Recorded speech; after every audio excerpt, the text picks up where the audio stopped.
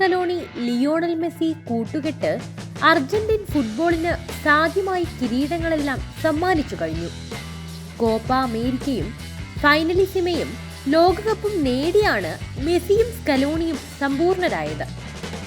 ലോകകപ്പോടെ വിരമിക്കുമെന്ന് മെസ്സിയും ഡീമരിയയും ഓട്ടമെന്റിയുമെല്ലാം സൂചിപ്പിച്ചിരുന്നുവെങ്കിലും സീനിയർ താരങ്ങൾ ചാമ്പ്യൻ ടീമിനോടൊപ്പം തുടരാൻ തീരുമാനിക്കുകയായിരുന്നു.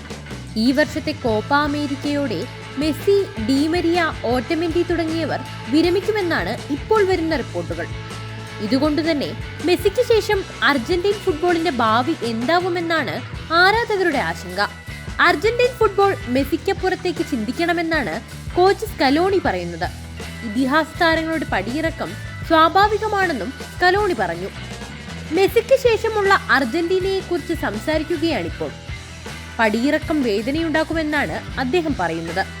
സ്കലോണിയുടെ വാക്കുകൾ: ഇതിഹാസ താരങ്ങൾ മുൻപും അർജന്റീൻ ടീമിനോട് വിട പറഞ്ഞിട്ടുണ്ട്. റുഗേരിയും മറഡോണയുമെല്ലാം കളി നിർത്തിയപ്പോഴും അർജന്റീൻ ടീം മുന്നോട്ട് പോയി. മെസ്സി അടക്കമുള്ളവർ ദേശീയ ടീമിനായി എല്ലാം സമർപ്പിച്ചവരാണ്. അവരുടെ പടിയിറക്കം വേദനയുണ്ടാക്കുമെന്ന് ഉറപ്പാണ്. മെസ്സിക്ക് ശേഷവും അർജന്റീൻ ടീമിന് മുന്നോട്ട് പോകണം. അതിനായി മികച്ചൊരു സംഘത്തെ വാർത്തെടുക്കണം, സ്കലോണി പറഞ്ഞു. കോപ്പയിലും ഫൈനലിസിമയിലും ലോകകപ്പിലുമെല്ലാം മെസ്സിയുടെ കരുത്തിലായിരുന്നു അർജന്റീനയുടെ മുന്നേറ്റം. ഡീമരിയയാവട്ടെ കോപ്പ, ലോകകപ്പ് ഫൈനലുകളിലും ഫൈനലിസിമയിലും ഗോൾ നേടിയ ഏക താരം. ബ്രസീലിനെതിരായ ലോകകപ്പ് യോഗ്യതാ റൗണ്ട് മത്സരത്തിനു ശേഷം പരിശീലക സ്ഥാനം ഒഴിയുകയാണെന്ന് സ്കലോണി സൂചിപ്പിച്ചിരുന്നു.